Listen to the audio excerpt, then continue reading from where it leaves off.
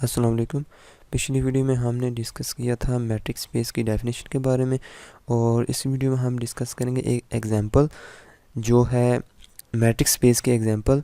This set of real numbers R under usual metric is metrics space.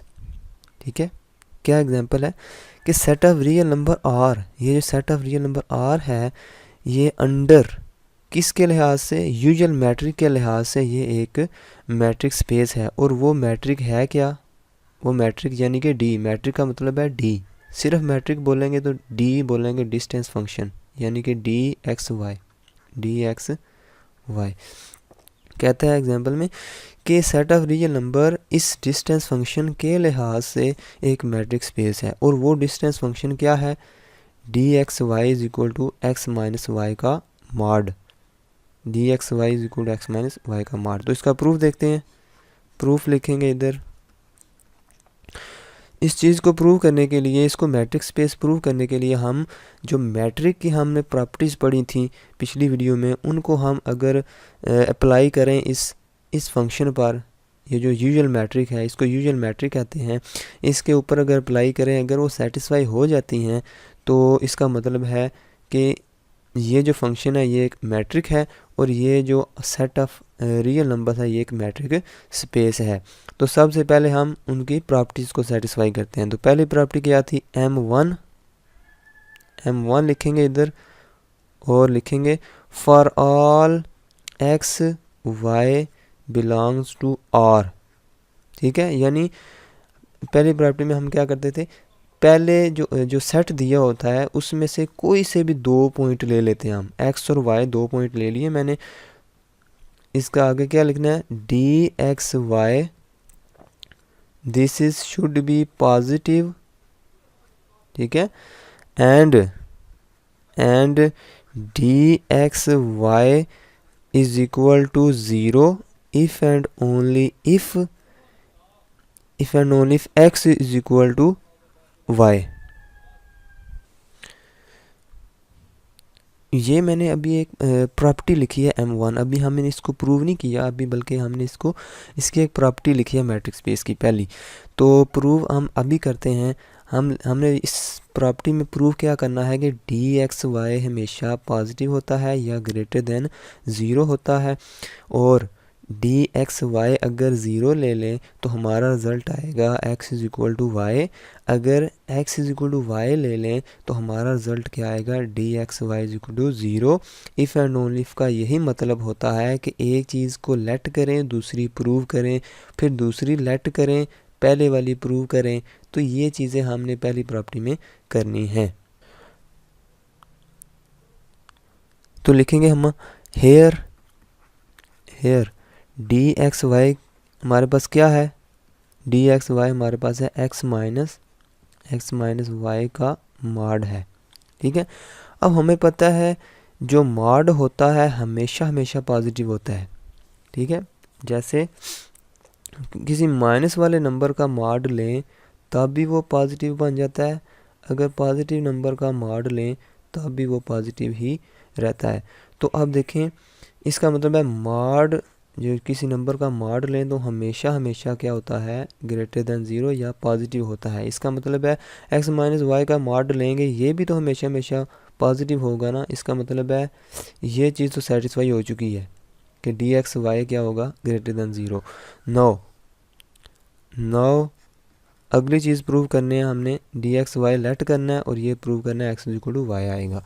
No let करते हैं हम, let D X Y is equal to 0। तो D X Y की value क्या है हमारे पास, एक्स माइनस वाई का mod is equal to 0। D X Y की जगह मैंने इसकी वैल्यू ये वाली रख दी है। अब हमें पता है किसी नंबर का अगर मॉड 0 हो जाए तो इसका मतलब है वो नंबर खुद 0 हो जाता है। ठीक है, अब x माइनस वाई का मॉड 0 के इक्वल लिखा हुआ है, इसका मतलब है x माइनस वाई खुद 0 हो जाएगा। ठीक है, इसका मतलब ये हुआ कि x इधर ही रहेगा, y को उधर लेके जाएंगे तो ये इधर जाके पॉजिटिव हो जाएगा। तो गौर से देखें, हमने ये चीज़ लेट की है, D X Y is equal to 0 let किया है, और हमारे पास क्या रिजल्ट आया है, X is equal to Y आया है। ठीक है, अब हमने क्या करना है, क्योंकि इफ़ एंड ओनली इफ़ है तो इसको भी लेट करेंगे, इसको वापस प्रूव करेंगे। इधर लिखेंगे कन्वर्सली, यानी कि अब हम उल्टा प्रूव करने लगे हैं। कन्वर्सली का ये मतलब है, कन्वर्सली सपोज दैट या लेट कर लें जो भी, suppose that x is equal to Y. क्या हमने प्रूव किया है, लेट किया है, sorry, x is equal to Y let किया है, हमने ये प्रूव करना है। तो हमें पता है कि x y इधर आके क्या हो जाएगा, minus Y is equal to 0। ठीक है, दोनों तरफ माड लेते हैं, तो हमारे पास क्या आएगा, माड 0 माड। ठीक है, अब ये हमें पता है किसके इक्वल है, x माइनस वाई का माड, ये किसके इक्वल है, डी एक्स वाई के इक्वल है। D X Y is equal to, हमें पता है 0 का माड लें तो हमेशा 0 ही आता है। तो हमने ये चीज़ लेट करके ये चीज़ वापस प्रूव कर लिया है। इसका मतलब है ये इफ़ एंड ओनली इफ़ का जो है ना तल्लक हमने साबित कर दिया है कि ये इन दोनों में क्या तल्लक है, इफ़ एंड ओनली इफ़ का। तो ये इसका मतलब है M1 जो हमने प्रॉपर्टी है मैट्रिक्स स्पेस की वो सेटिस्फाई करा दी है। इधर लिखेंगे सो M1 इज सेटिस्फाइड,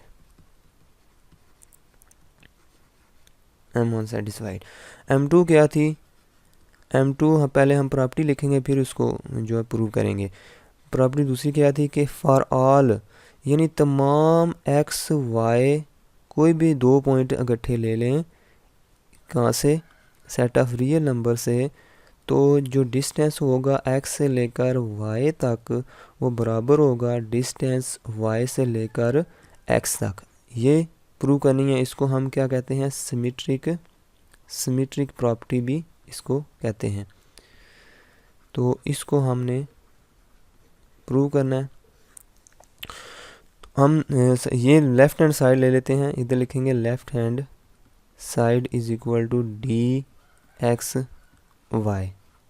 तो लेफ़्ट हैंड साइड किसके बराबर है, डी एक्स वाई, हमें पता है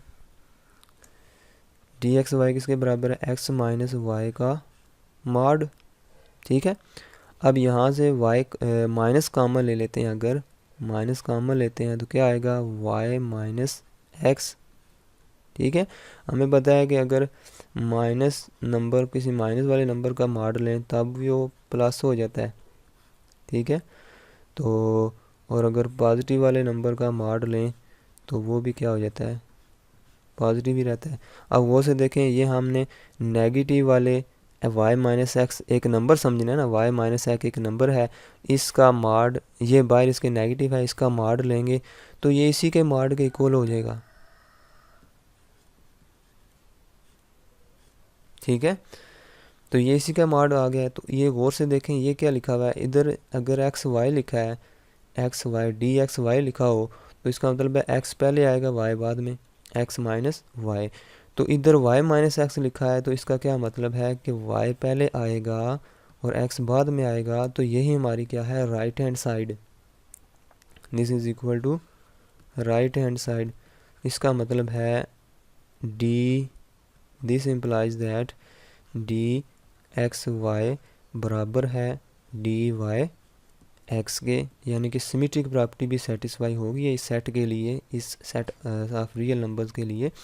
तो इसका मतलब है M2, so M2 is satisfied, M2 is satisfied. अब M3 देखते हैं। M3 पहले प्रॉपर्टी लिखेंगे फिर उसको प्रूव करेंगे। For all x y z belong to set of real number. अब इसमें हमने 3 पॉइंट ले लिए हैं। ठीक है, इसमें 3 पॉइंट ले लिए हैं क्योंकि इस प्रॉपर्टी में यूज़ ही होते हैं 3 पॉइंट। कोई से भी 3 पॉइंट ले लेते हैं इस सेट में से, सेट ऑफ रियल नंबर है ये, आपको पता है ये रियल लाइन से भी इसको डिनोट करते हैं। ये 1 2 3 -1 -2 -3 एंड सो ऑन, इधर से भी एंड सो ऑन। तो इसको ये 0 भी है। कोई से भी 3 पॉइंट ले लेते हैं, जैसे 1 2 और -2 ले लेते हैं, 3 पॉइंट ले लेते हैं। इसको हम x मान लेते हैं, इसको y मान लेते हैं, इसको z मान लेते हैं। ठीक है। तो कोई से भी 3 पॉइंट ले लें, अगर x से लेकर y तक डिस्टेंस लें, यानी कि x से लेकर y तक डिस्टेंस लें, प्लस करें उसमें y से लेकर z तक डिस्टेंस, y से लेकर z तक डिस्टेंस, वो हमेशा बड़ा आएगा या इक्वल आएगा किसके, अगर x से लेकर डायरेक्ट z तक डिस्टेंस ले लें, x से लेकर डायरेक्ट z तक डिस्टेंस ले लें, तो वो इन दोनों को जमा करेंगे, x और y से x से लेकर y तक, y से लेकर z तक डिस्टेंस, दोनों को जमा करेंगे तो वो या तो उससे बड़ा आएगा या उसके बराबर आएगा। तो ये हमने प्रूव करना है इसमें। तो इस प्रॉपर्टी को इस तरह भी लिख सकते हैं, इस इनक्वालिटी को कहते हैं ट्राईएंगुलर इनक्वालिटी। ठीक है, इसको कहते हैं ट्राईएंगुलर इनइक्वालिटी।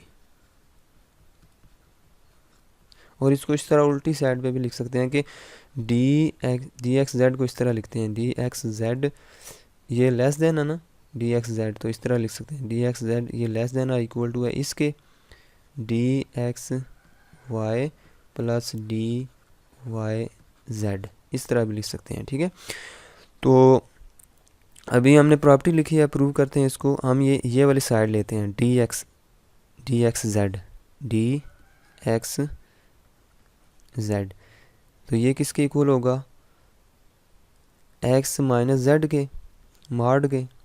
ठीक है, क्योंकि हमें पता है कि डी एक्स वाई अगर एक्स माइनस वाई मॉड के बराबर है तो डी एक्स जेड यानी कि वाई की जगह अगर जेड रख दें तो वाई की जगह जेड आ जाएगा ना, तो एक्स माइनस जेड हो जाएगा। लेकिन हमें इस साइड पे क्या चाहिए, डी एक्स वाई और डी वाई जेड।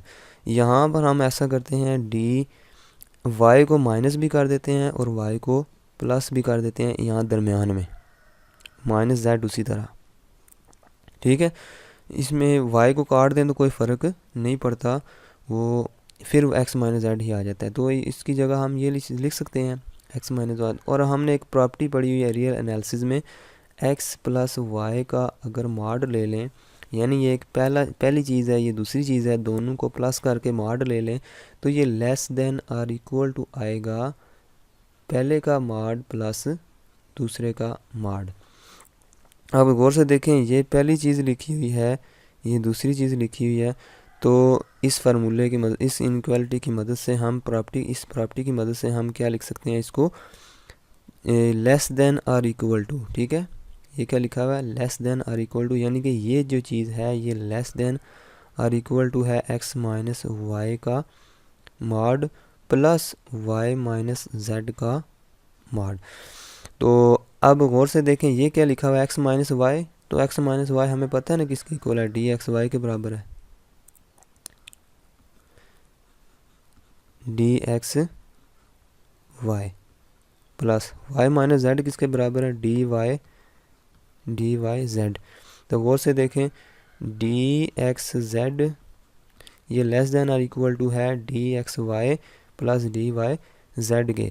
तो इसका मतलब है ये ट्रायंगुलर इनइक्वालिटी भी होल्ड कर गई है, तो M3 भी सेटिस्फाई हो चुकी है, M3 is satisfied. Hence as लिखेंगे as all the properties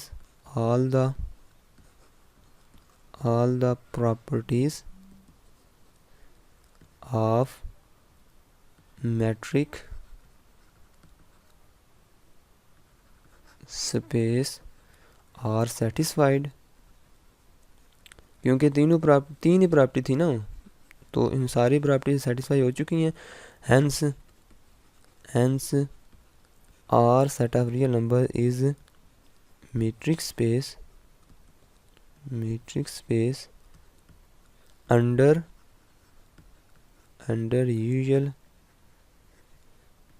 usual metric D किसके बराबर है, यानी कि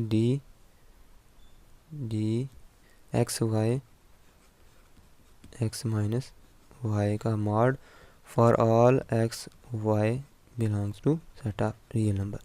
तो ये था इसका आज का प्रूफ कि किस तरह हमने इसको प्रूव करना था। 3 प्रॉपर्टीज़ हमने इसको सेटिस्फाई कराई हैं, तो तीनों प्रॉपर्टी सेटिस्फाई हो चुकी हैं, तो लिहाजा ये जो सेट ऑफ रियल नंबर्स है ये एक मैट्रिक्स स्पेस है।